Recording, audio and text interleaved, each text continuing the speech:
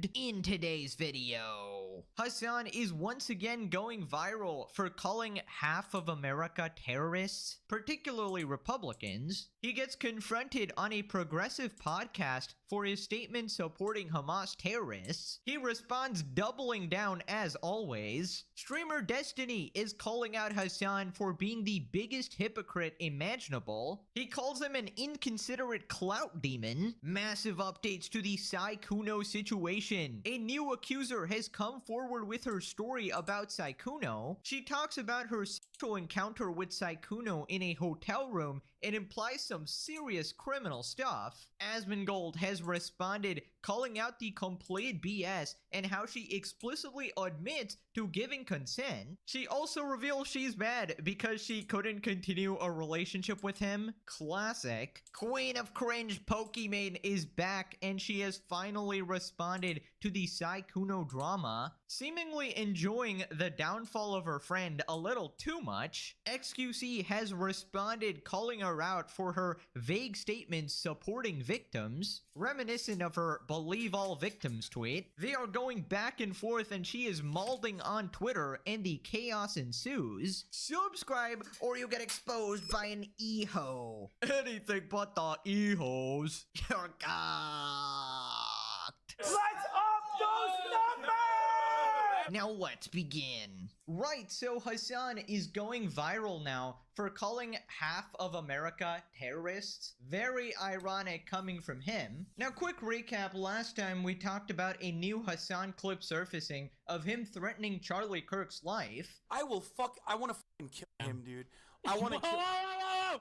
In a video game. I meant it's just not in a video game. Yeah. Now, despite him threatening to murder capitalists, landlords, senators, and political opponents, despite him supporting several terrorist groups and trying to imply Hezbollah isn't a terrorist org, but rather America as a whole. Hezbollah is a terrorist organization. Dog, if Hezbollah is a terrorist organization, America is the top terrorist organization. He now somehow has the audacity to call other people terrorists now, and he's talking about Republicans here. Basically, he's on a progressive podcast, and this guy is asking him, is he actually going to finally tell his fan base to vote for the Democrats or just let Trump win again, the person he literally calls Hitler? Hasan explains his stance on Democrats and if he'll support candidates like Gavin Newsom, says they should not take his and the left flank's vote for granted, but still believes Republicans are far more damaging. Think the Republicans are the biggest terrorists. What do you tell people who follow you, who respect you, who happen to live in swing states as we head to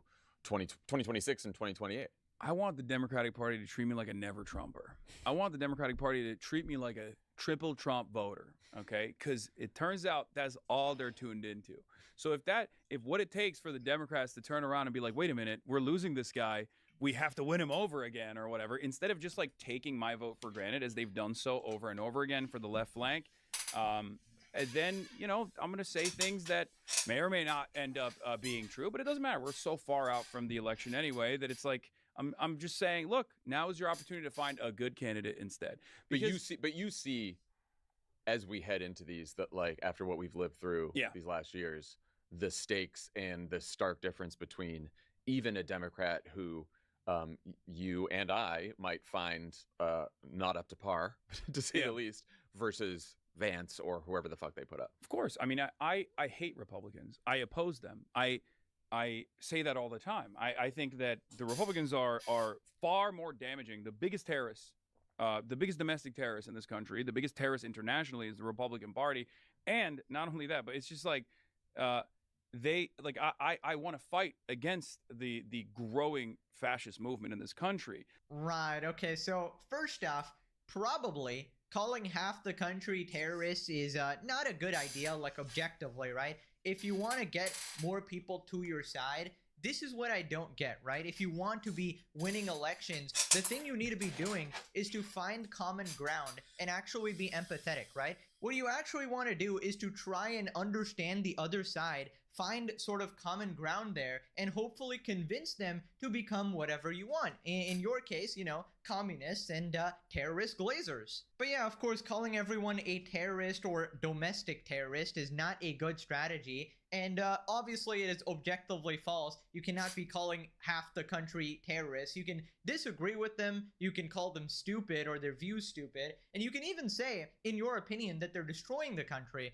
But terrorist is different, obviously. And I think this is a little case of projection here because he's very mad that people call him a terrorist glazer, which is objectively true, right? Considering his own words. Now, you can say that, okay, the politicians that are bombing people, maybe there's an argument for that, right? But he's talking about every Republican voter. And that's the problem with Hasan. He's a radical. Just like his buddy Destiny, who gave him his career, who conveniently wants to genocide half the country, Hasan follows in his footsteps and tries to portray everyone as evil, right? There's no nuance there. And it's very ironic coming from the supporter, the explicit supporter of several terrorist orgs, and the person who threatens murder when they lose a debate.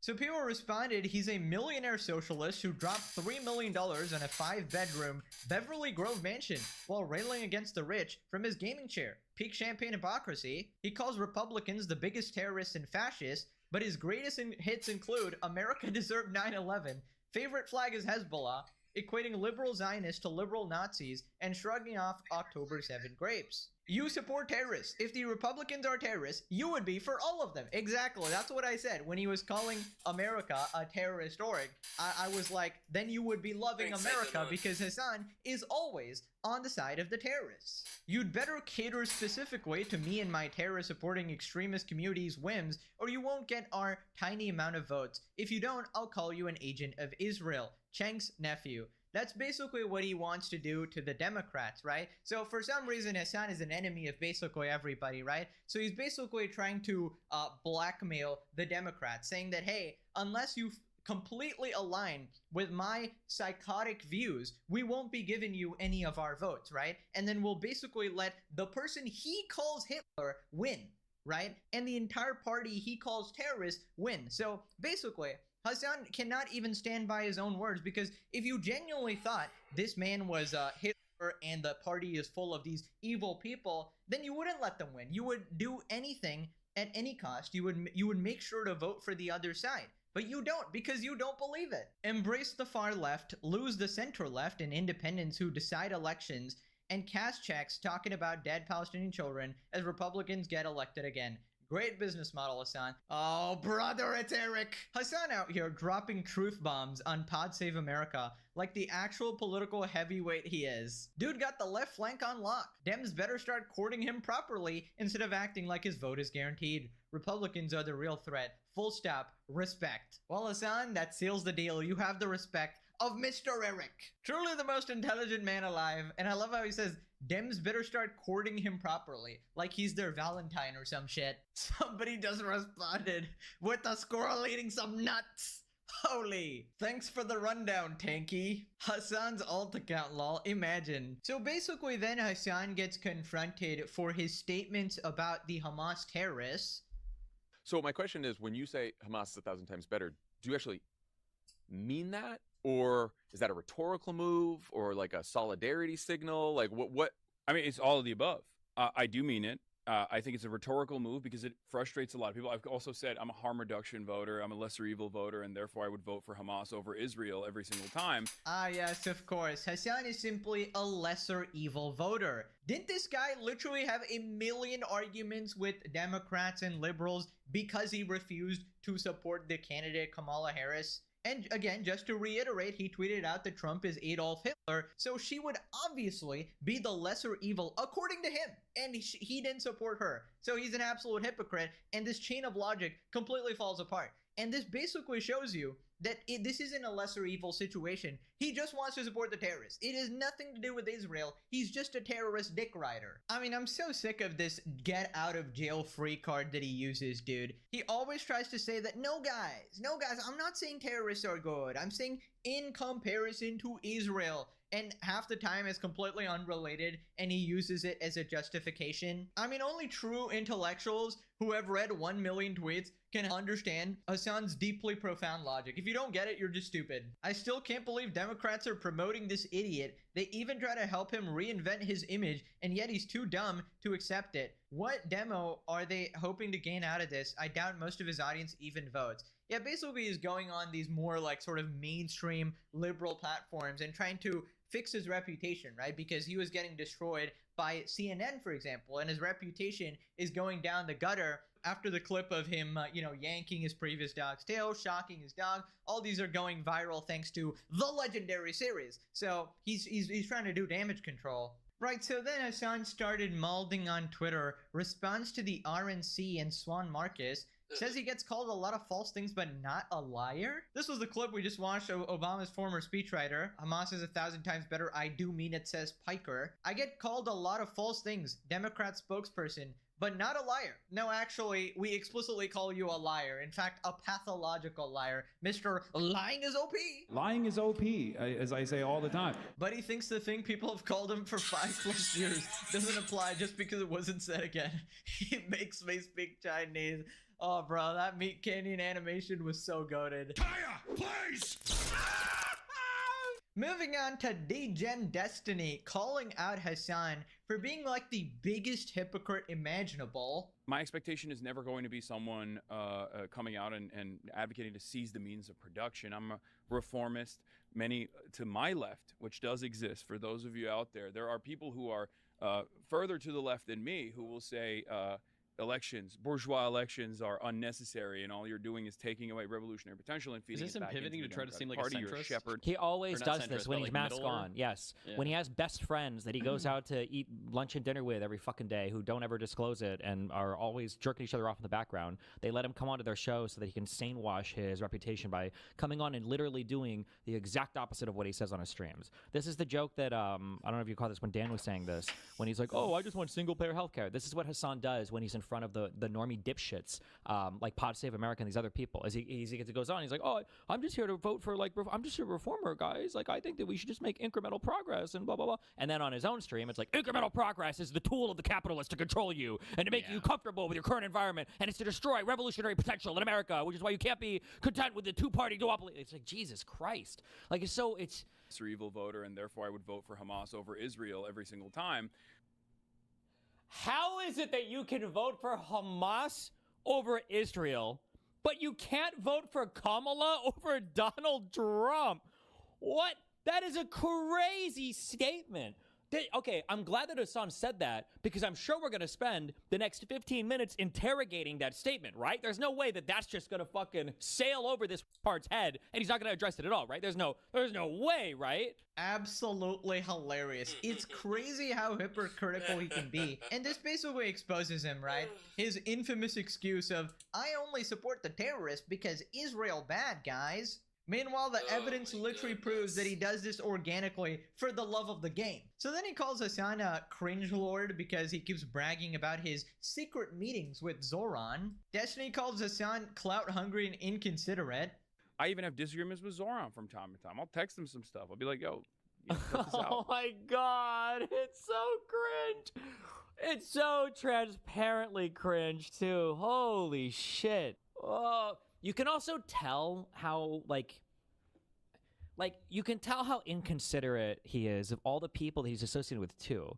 Like, you can talk to any politician or any large campaign, anybody that I've associated with or affiliated with or not, like anybody that I've worked with, like all of my conversations come with a heavy, like, what is the optimal way to move for your campaign so that I'm not like a liability? Because there's always something that I'm like aware of, like what is a way that I can be associated or affiliated with this or help with this without being a liability to your whatever it is that you're doing. The idea that Hassan is like so fucking cloud obsessed that he has to attach himself to fucking everything without a fucking care in the world about how it might impact another person's campaign. The fact that like right now he's catching all this heat is like, oh yeah, I'm texting Zoran every single day. Yeah, we talk all the time. Like, why? Like, it's like there's zero consideration for the people around him. It's just like a clout opportunity to jump to the next clout thing. Yeah, it's so cringe. Holy.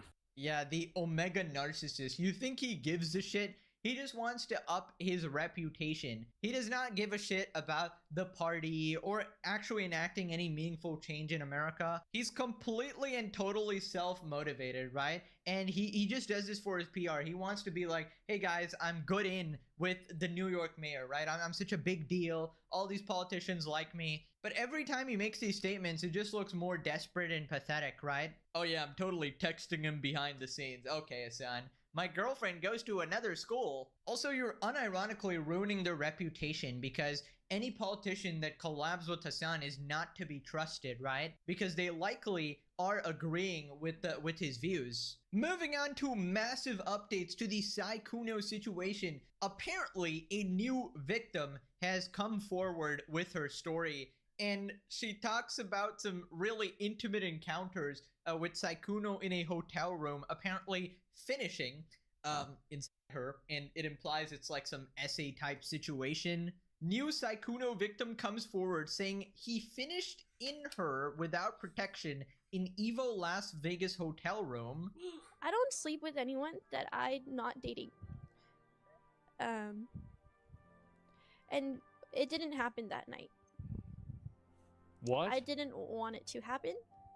So instead, I just gave him oral. Okay? Got it. When he fell asleep, I got out of bed and I just ate a banana and I was just staring out the window. I was second dissociating. time. I think I was straight up just dissociating. And I'm like, what the fuck happened? What just happened? And then in the morning, he ends up hugging me. Okay, he hugs you. Uh-huh. But then pushes me onto the bed Yeah. from the hug. Mm-hmm. And we end up having sex. We end up having sex. It's crazy that you're using this level of ambiguity. Either it was consensual or it wasn't. If it wasn't consensual, then he raped you. If it was consensual, then you regret it. This weird, like, uncertainty about things. I have, this is a big problem to me. I think this is a huge problem. I didn't have it in me to tell him to stop. Mm-hmm. So I just let it happen. And while this was happening, while we were doing it, I always wear protection, and I only sleep with people I'm in relationship with. So Right. I'm not used to one-night stands or anything like that. But we were not using protection, and I'm legally hard of hearing, if you guys don't know already. But in the heat of the moment, he asked me if it was safe, and I didn't hear him. But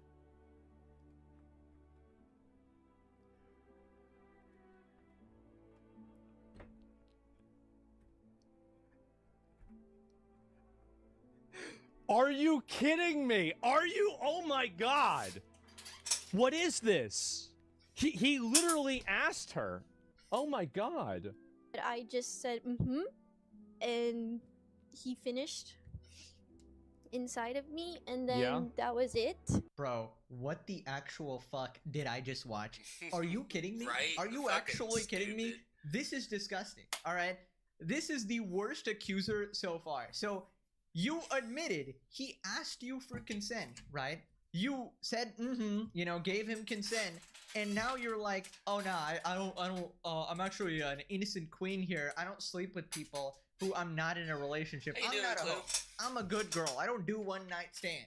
And I guess the implication is he sort of manipulated you or potentially essayed you is the implication, because why would you talk about him finishing in you and then say that, oh, I didn't hear, right? The implication is that he graped you or something like that, right? Which is absolutely insane considering he asked you and you gave consent, and now you just regret it. You were basically hoeing around, and now you regret your hoe tendencies, your hoe mistakes, and now you've decided that, okay, these people are coming out, I'm gonna jump on the bandwagon, I'm gonna try to completely ruin his life, And this is absolutely deplorable behavior, okay? This is the worst one so far. This is absolutely crazy because she's accusing him of something criminal without any proof. In fact, the proof is the opposite because she's explicitly saying that, hey, no, he was actually great. He asked me, and he asked me every step of the way and all that. So this has just gone too far. So then she reveals why she's actually mad, and it's because he lied about having a girlfriend, which is, you know, bad. You know, he's a scumbag for that. Bad. But then why bring up him finishing in you, which is like, that's just weird, I feel like. He's obviously lame for lying, and he's a playboy and a scumbag. And even personally, I find it morally pretty bad and shit like that. But now you're implying some weird criminal shit. Oh my god. I just said, and he finished inside of me, and then that was it. And then I brought it up, straight up, around often. Like, is this normal for you? Because I told him straight up, I do not date with people. I do not sleep with people I do not date. It's very weird that she's framing her own, like, her own supposed moral guideline as an implication that he did something wrong. This is actually probably the worst one of these videos that I've ever seen in my life. A person being deceitful and a person lying about their relationship status is not even in the spectrum of sexual assault. It's nowhere. He's a piece of shit. It was Victims now are absolutely I only said you up. Holy Omega double life. Like, how did you have time to do this while playing on it? Of course, right? Correct. The rest of the episode. right. She gave me Just that one more minute. impression, I'll watch the rest of it. and I wanted to be, and that's why. Would a girl that had sense out of ends with I mean, this is just another case of EHO activities, right? When you're famous, girls just sort of lose their mind. Oh, she didn't consent to him milking inside her. Yeah, you're How a you doing, regard. Cold? So many pathetic grapists in these comments. If y'all ever wonder why y'all don't without any effort, didn't know he had other intentions. Is she stupid or what? No, she obviously knew, bro. Not buying that. I'm just not buying that. There we go. Like, Finally, you something either else. and she apparently started a beef with XQC from this. Pokimane addresses the Sykkuno situation. I'm stressing about it so much. It is really all about you, isn't it? We could just get it over with, okay? Stop making me laugh. Stop laughing, because when you guys laugh, I laugh. Who's Okay. laughing? It's okay. We can just get it out of the way. All right? Of course, before streaming today, I expected a lot of people in the chat asking me to talk about the Sykkuno situation. Oh my gosh, I was thinking about it. I was like, you know, how can I say something that feels honest to me but doesn't get clipped out of context? I was really stressing about it. And then I realized, like, I'm stressing about it so much, and Sykkuno hasn't even said anything yet. And something about that, like, didn't really sit right with me. But I do want to reiterate, it's just so sad and disappointing how often this kind of thing seems to happen, especially when it comes from people that you don't expect it to come from. Okay, sorry to interrupt. Actually, I'm not. Nobody's mad that I interrupted Pokimane. F this bleh. But dude, is it just me, or did she do the fake voice again? Are you kidding me? Like, she always does What did this. she even Anytime she has to, say? like, She didn't address the say public or anything. give a sort of response, she changes her pitch. It's like this reflexive thing she does. Her fucking fake ass neurons activated, and they're like, oh yeah, let's talk in the innocent Poki voice. You're a 30-year-old woman. Like, nobody's buying the innocent act here. Also, why is she so happy? She's like constantly giggling at this happening. You'd think she'd be upset at her friend getting exposed and, oh my god, this person being this fake person all this time. But I think she's happy. Honestly, I think she's happy anytime any man gets exposed because she's a legit misandrist, right? I mean, she was literally apologizing for supporting Johnny Depp in the Johnny Depp Amber Heard case, even after the whole court proceedings finished. And obviously she had that statement she made on the Lily Pichu podcast where she literally admits that she's actually just sexist. Is it bad to be biased towards women, or is that like undoing history? Is that like recycling, like cleaning up litter?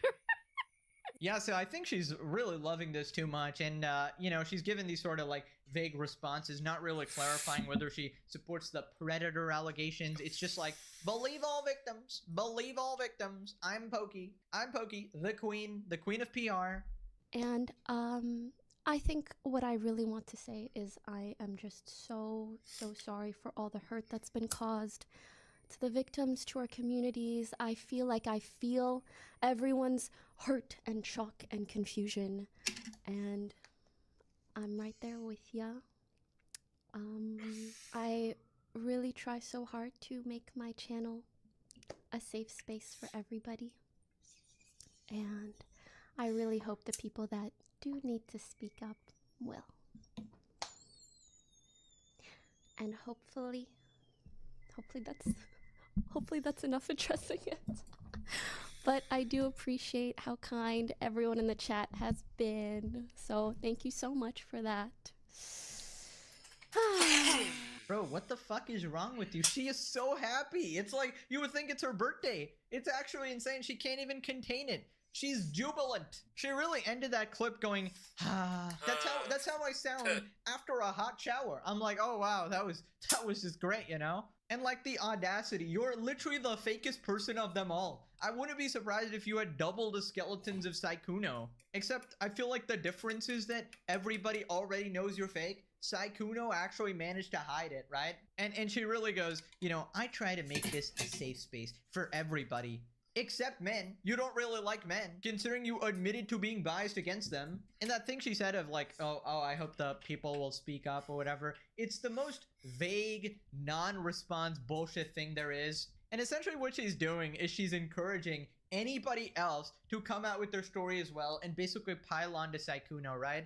Regardless of if it's actually warranted or not. Because now we have all these other idiots who are becoming opportunists, right? They're trying to come out with their stories. He finished inside me with consent. But he did it, and I don't usually have one-night stands, except he didn't force you to. You are just a horny hoe, and you have to deal with the consequences of your actions. Pure responded, Sykkuno, his consensual frick with people called a predator. Her friends, adults sleeping with 16-year-old guys. Says nothing. Fake ass bra. This is why people hate you. Back down here, the only victims are his girlfriend for being cheated on, and Sykkuno for false accused of labeling him a rapist and predator. Shut the frick up, you performative bit. Victims, and they're just adults consensually flirting. Poke him in the mirror, get in there, and make it about you. I was so stressed over the situation.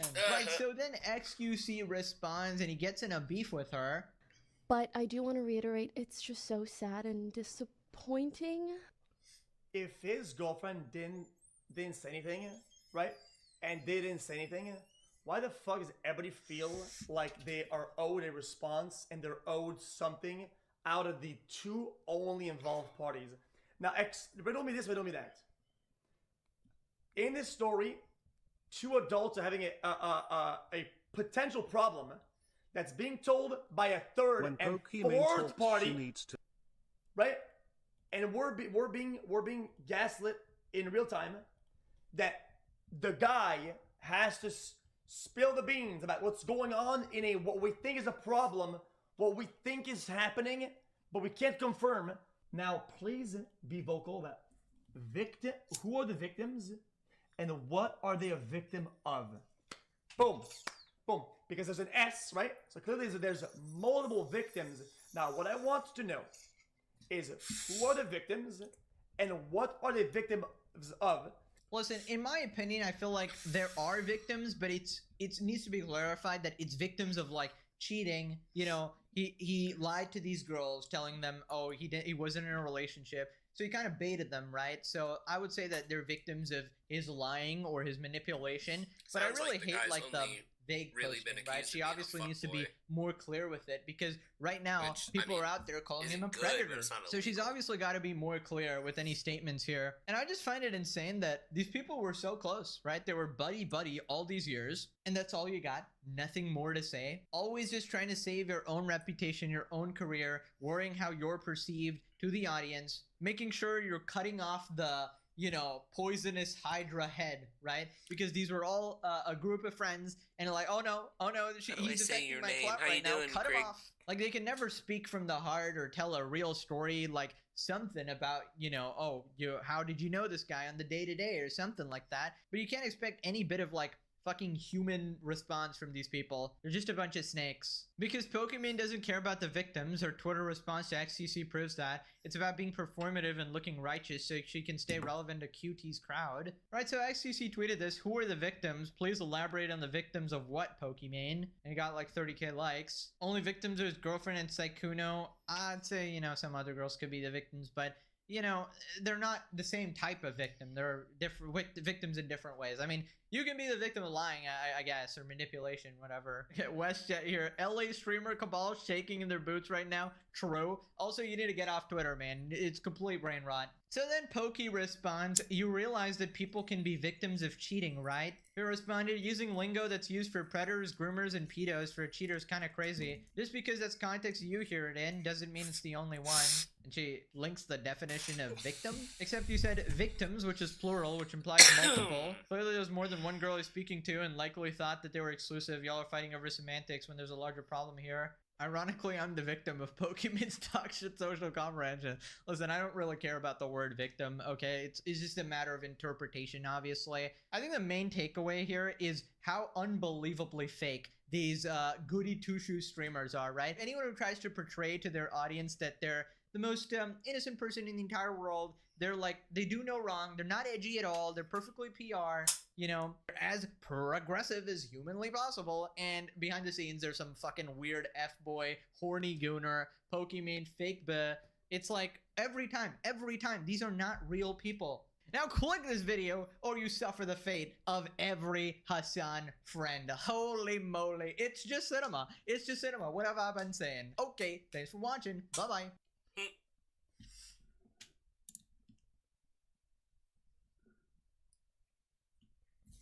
Swalwell sleaze finally sinking him. That's the focus of tonight's angle. All right, before you buy the media spin that this shows that Democrats have zero tolerance policy for sexual impropriety, or before you say, look how quickly they pushed out Swalwell. Guys, Swalwell sleaze, even before the recent accusations, was the worst kept secret in Washington.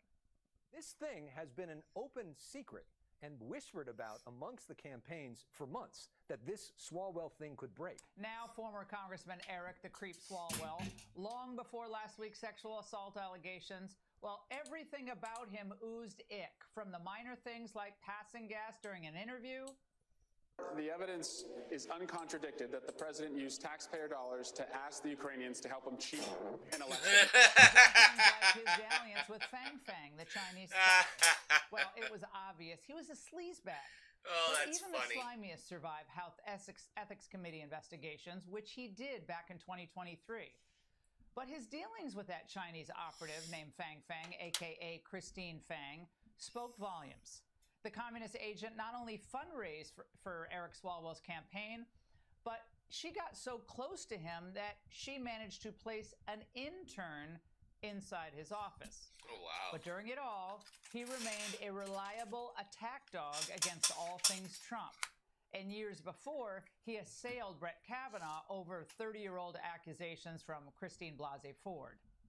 What are the chances that 3 or 4 women independently who never met each other would have similar experiences with one person? So either, Ari, this person committed these horrific acts, or he is the single unluckiest person in the world for these people to conspire and make up lies against him. Well, now who's unlucky? Once the leading Democrat in a crowded California gubernatorial field, he's now out. Not just from the governor's race, he's leaving Congress. The allegations of sexual assault came in like a hurricane, published in the San Francisco Chronicle. The woman told the Chronicle the first assault occurred in September 2019 when she was a 21-year-old staffer in Swalwell's office. She said he assaulted her again 5 years later after an April 2024 charity gala in New York City. In both cases, she said she was too drunk to consent to sex or remember clearly what happened, but woke up the next morning naked in Swalwell's hotel room. I can see flashes of that evening, of him on top of me pushing him off, him grabbing me. It was goodness. Oh, there we go. a lot more How to aggressive. readjust. It was aggressive. I was pushing him off of me, saying no. And what did he do? He didn't stop. He didn't stop. He's denying all accusations. These allegations of sexual assault are flat false. They're absolutely false. They did not happen. They have never happened. And I will fight them with everything that I have. Oh, really? The dam would not hold. The accusations are absolutely heinous. Eric Swalwell needs to resign. What he did is sick and disgusting. There need to be consequences to that. He should resign from Congress. And if he doesn't, there's a mechanism through which we can do that. So a few hours ago, knowing he was facing an expulsion vote from Congress, Swalwell had no option except to pack it in. But let's remember what the instincts of other top Democrats were last week. Congressman Ruben Gallego, his best friend in the world, rallied to his side last Tuesday, saying, when you're in first place, that's when they target you. Eric is a fighter. He will win the governor's race. Well, hadn't Ruben gotten the memo? Party whispers were growing louder. Sleazy Swalwell had become a political liability. And the blowback was spreading wider. And then, poof, Gallego withdrew his support. But for a brief shining moment, Gallego actually thought that his best chum was somehow going to weather the storm. And no wonder. They'd protected Swalwell for years. Even after the allegations came out, House leadership only called on him to drop out of the California race, not to resign his congressional seat. And that was the least brave move on earth they could have made. Well, but Swalwell, he was a political drag. Let's take a look at the Kalshi prediction markets. Chance that Swalwell wins the California governorship. You go back to the beginning of the month, look at this. It's about 3 and 5. He was the clear favorite at this point to be the next California governor. But by Friday, his chances are already adios amigos, goodbye, basically. Just like Biden had become a liability to the Democrats after the 2024 debate, Swalwell had become a liability to the Democrats in 2026. But had the governor's race looked different if he were a clear frontrunner? If Steve Hilton wasn't registering with voters? Would there have been this sudden flood of anti-Swalwell stories hitting the press? It makes you wonder.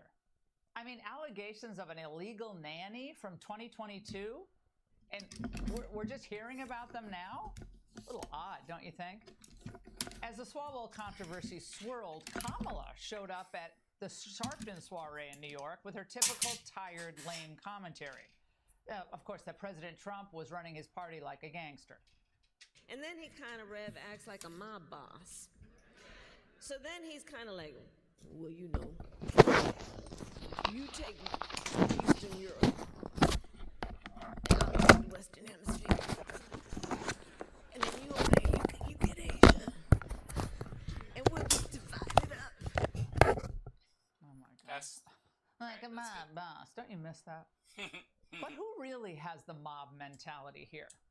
Now, if I were a betting woman, I'm not, I'd bet that the Democrat donor class, acting like actual mafia bosses, saw that Swalwell's usefulness had run its course.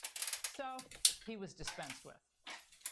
It's worth noting that one of the chief beneficiaries of Swalwell's exit is billionaire Tom Steyer, who now jumps to first in some of the governor's race polls.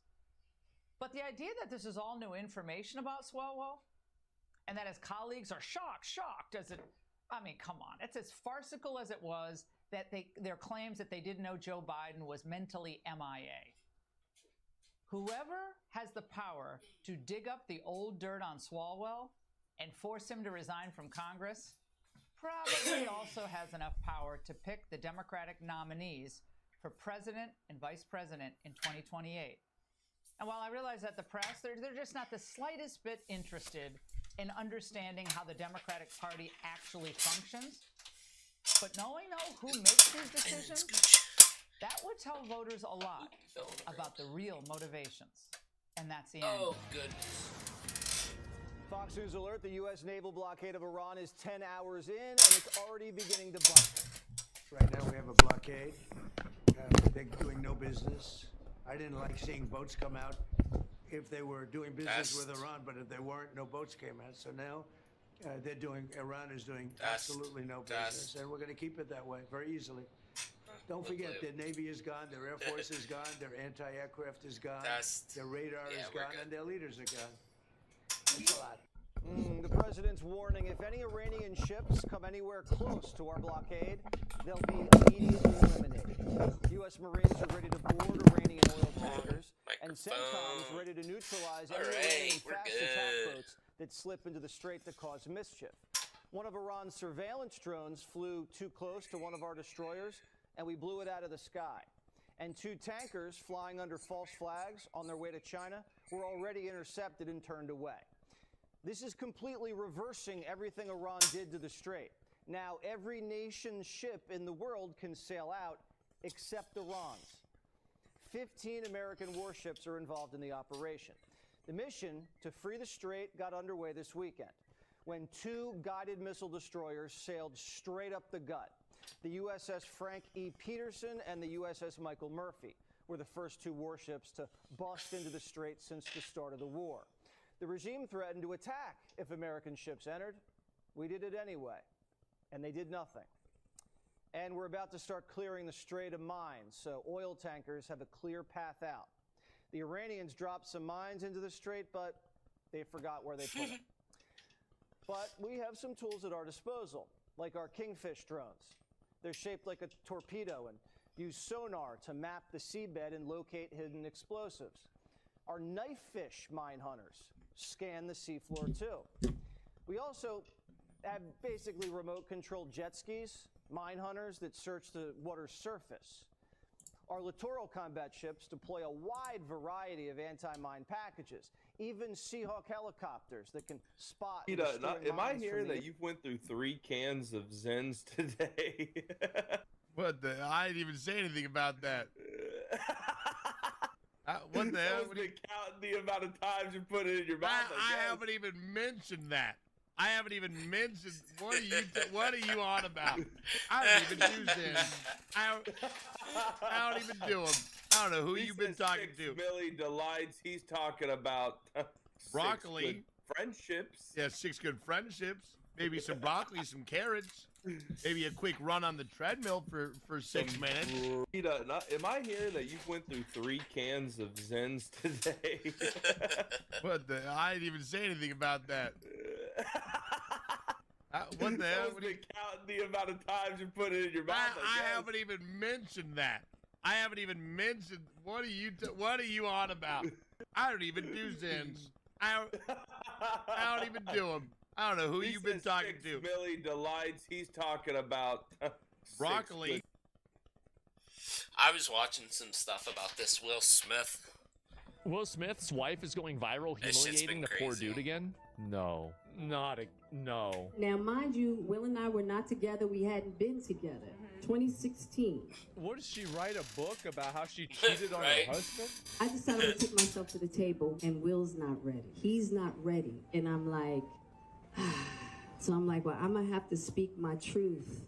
And you know, whatever comes after this is gonna be the most top quality, certified bullshit that you can even imagine. But I'm also going to protect you. So if I got to...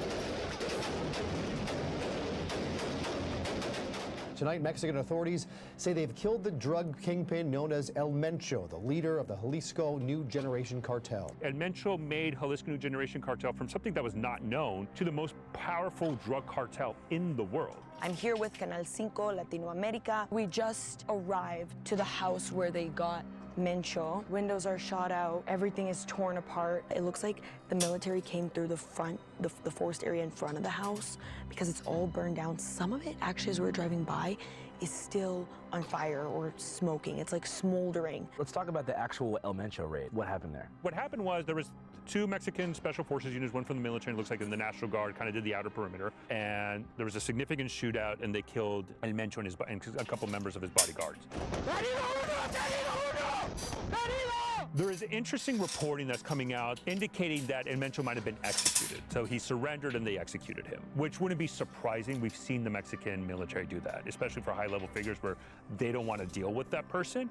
They'll just straight up execute the person, right? We have no confirmation that definitively happened. We do know based on the videos from the area there was a significant shooting and El Mencho was eventually killed. A lot of people don't believe that Mencho was captured because it's incredibly hard for them to believe that he would have stayed at that location, considering the 2 Marina helicopters were circling the area exactly where he was. Como se dieron las cosas, a mí no me cuadra. Yo no soy un experto en el tema, pero para capturar al hombre más buscado del planeta en una operación así en 3-4 horas, yo pienso que no es suficiente. On February 22nd of 2026, El Mencho was killed during a National Guard operation in Tapalpa, Jalisco. El Mencho was the leader of the CJNG, the Jalisco New Generation Cartel, a hyper-violent and extremely powerful criminal syndicate known for their international drug smuggling and heavily trained hitmen used unsparingly for their various conflicts. My name is Stefano Rindale. I'm the Chief Intelligence Officer of Artorias, which is an AI-driven OSINT intelligence company. I'm also All Source News, which covers Mexican cartels, and I've been doing that since 2021. It's really been a huge focus of mine. So I want to talk about El Mencho's life. Who was El Mencho before becoming a cartel boss? I mean, you can look at his story and say, he came here as an illegal, drug smuggling, a lot of those operations, was detained, deported. I believe it was in San Francisco, if memory serves correct. And Redwood City, they had a huge meth operation. Where I think El Mencho had his break.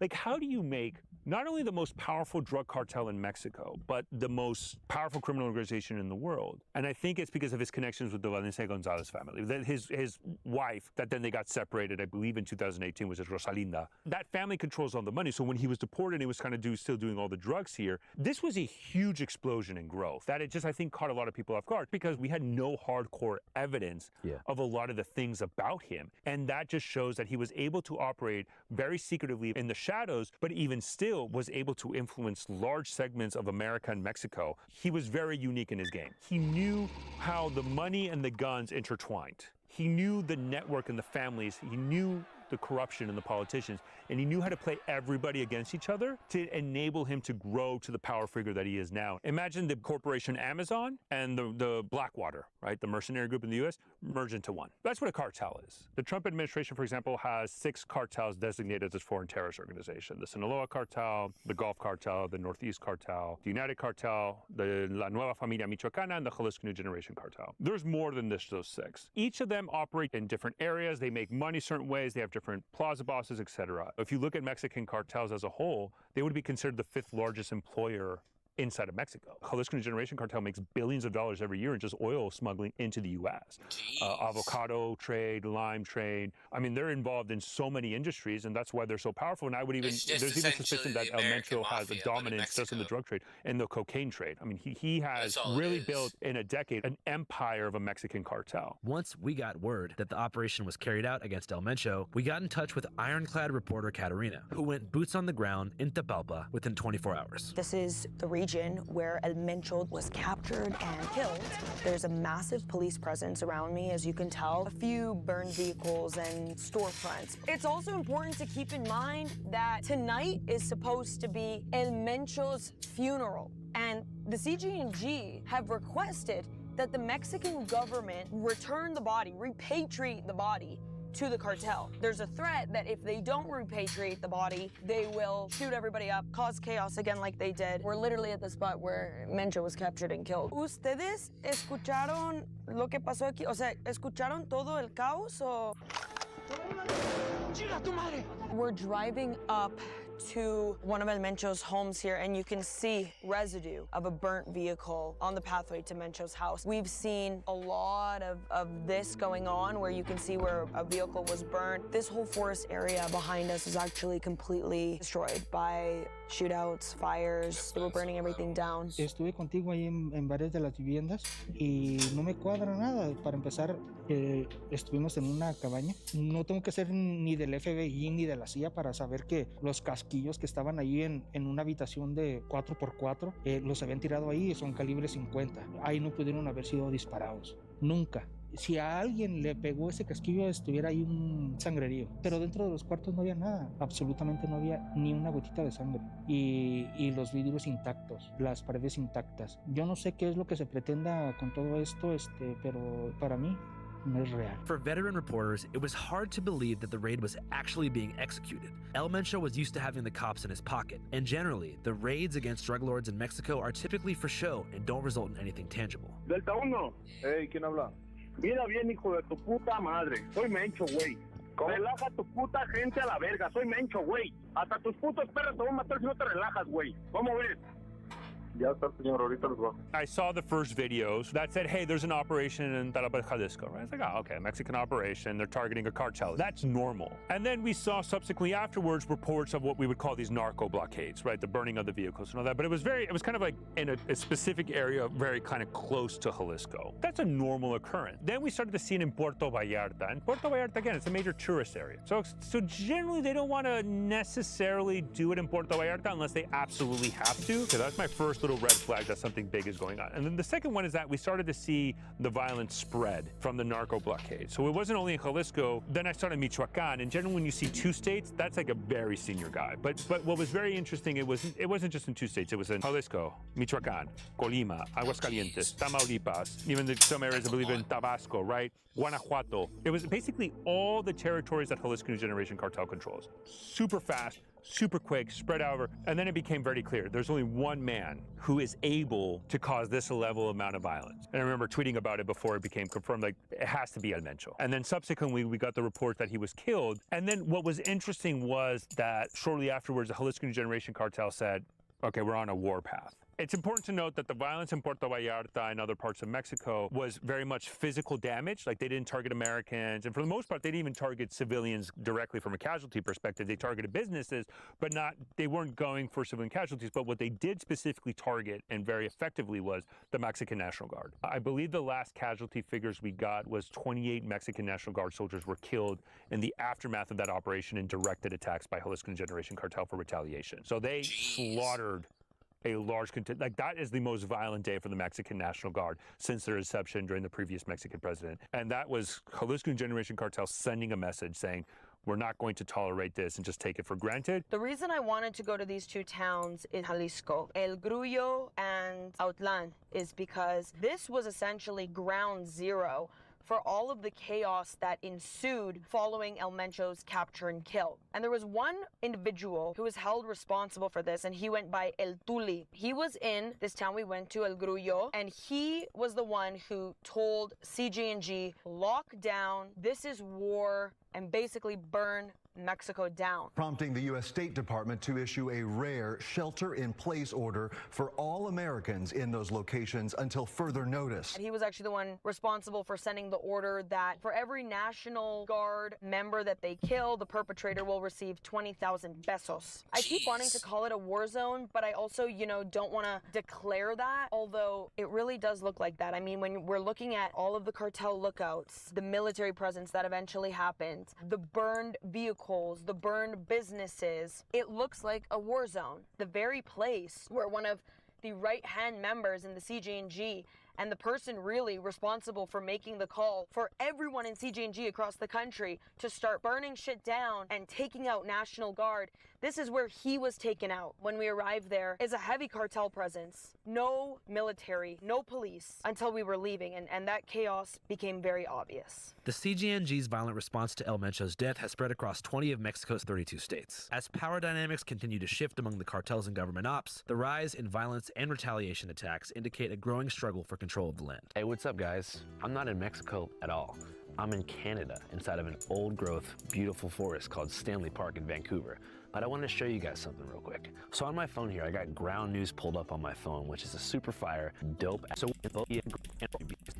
focusing solely on the role of women and mistresses in this situation. Funny enough, there's actually major nuggets of truth you can find in both articles, yet due to the algorithmic shaping of our social media feeds, it's almost impossible to get both sources in your brain. Break out of your echo chamber. Boom, Ground News. Because of their many tools, including the bias ranking, I follow all my major areas of interest, like Middle Eastern conflict, criminal justice reform, and looks maxing on Ground freaking News, because they make it easier for me to develop the balanced perspective without having to endlessly sift through slop on the big four. For real. Whatever topic you're into, download Ground News on your phone or go to their website. Look for a topic page and it's probably there. Aggregating everything, mapping sources and stories by factuality, ownership, and volume. And of course, including information about news media ownership so you can draw your own conclusion about what owner investors may be pushing an agenda and why. I genuinely believe in what Ground News is doing, and I use this shit every day. It's the perfect partner for Channel 5 because our missions effectively align. And guess what? Subscribing through my link, ground.news/channel 5, which is currently in the description box and pinned comment of this video, or hitting the QR code on screen right here, is a one-stop shop for you to join our team,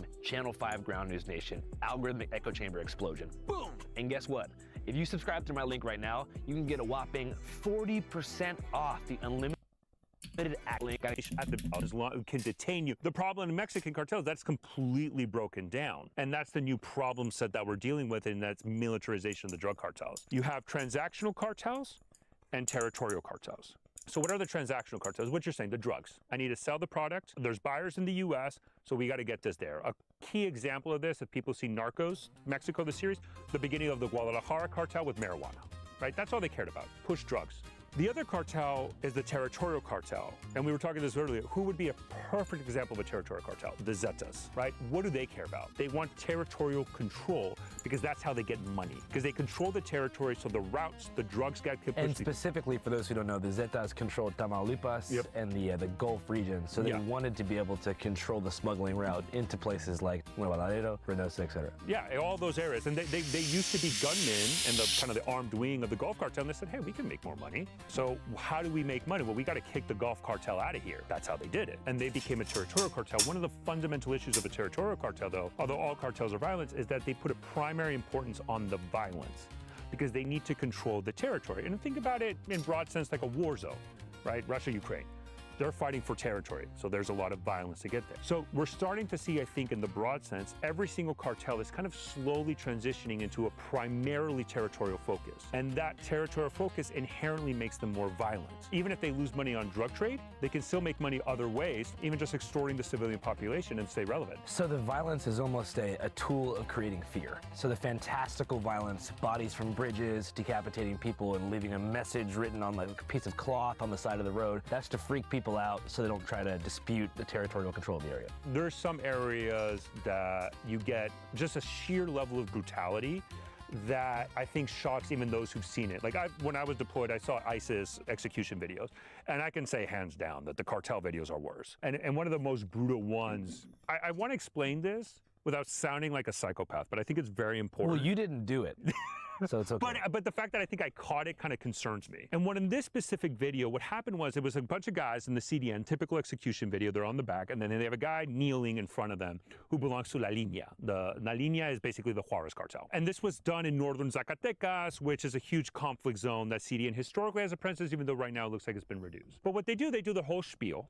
Hey, this is a La Línea member, and they always portray themselves, cartel members, as we're Robin Hood, we're here to do justice, and because the government sucks and corruption. And what happened was, then after their speech, they get the guy, and what they do is with the knife, they peel his skin off from his face.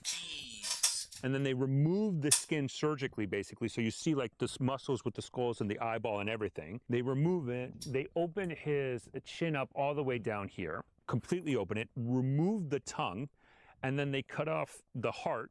And then towards the end of the video, they pull it out. And then how they end the video is they show in the camera, and you see the heart beating until it stops beating. And in the moment it stops beating, the video cuts. And the message was sent and received of like, we're violent. You can't fight back against us. And that was the one video that I probably said, I need a break, because it was just the sheer level of brutality and violence was completely eye-opening. It's also a way for people to, it normalizes violence. They're not going to go to the government and say, hey, this is unacceptable, because it's been so normalized that in the end of the day, the government says, well, this is just a fact of matter. This is just life. Historically, when we saw violence go up in Mexico, it's because cartel leadership kind of gets captured, killed, and then this idea, well, you kill one cartel leader, 50 form. And the way Stefano sees it, this power vacuum and the battle for control that ensues ultimately weakens a unified cartel's ability to focus on importing drugs like fentanyl into the U.S. The U.S. is seeing a drop in drug overdose deaths for the first time in years. New data from the CDC shows a 25% decline in overdose deaths. Experts say fewer deaths from synthetic opioids like fentanyl are driving the trend. Fentanyl has dropped in the U.S. from a consumption and even smuggling into here. And I think I have a lot of suspicions why that actually really happened. But that's why we've seen a huge surge in cocaine, and now the price of cocaine is plummeting. But in 2024, there was a major development, I think, much more so than what we're seeing recently, at least with El Mencho. And it's a key cartel leader was captured named Mayo Zambada. He was one of the key figures of the Sinaloa cartel. And the way that happened was that the U.S. basically churned one of El Chapo's sons, who was part of a rival faction of the Sinaloa cartel called Los Chapitos, basically made him an informant to the FBI. Wow, so he snitched. He snitched. There is a wide range of cooperation, from agreeing to discuss a plea deal to testifying against cartel associates. So Los Chapitos are four brothers of El Chapo when he was detained. It's Ivan Archibaldo, Jesus Alfredo, Ovidio Guzman, and Joaquin Guzman, the same name as the father. When the father of El Chapo was captured, the two factions of the Sinaloa cartel, Los Chapitos, aforementioned, and then Mayo Zambada. What happened was, during the Biden administration, they grabbed Joaquin Guzman and basically leveraged him to trick Mayo Zambada into flying into the U.S., where federal agents detained him in El Paso. And this was all the way back in 2024. Well, who took over after Mayo Zambada was captured? His son, a guy named Mayito Flaco. And obviously it was public record. Mayito Flaco saw, wait a minute, Los Chapitos, El Chapo's son turned in my father to U.S. prison? Well, that's the ultimate betrayal. And so he declared war on Los Chapitos, and that's when we had the Sinaloa cartel civil war. And what we've seen with the Sinaloa cartel civil war is Los Chapitos were not doing so hot. They actually announced an alliance with the Jalisco New Generation cartel. So what used to be historical rivals became allies. And that alliance, I think, fundamentally transformed the cartel dynamics in Mexico, where we're starting to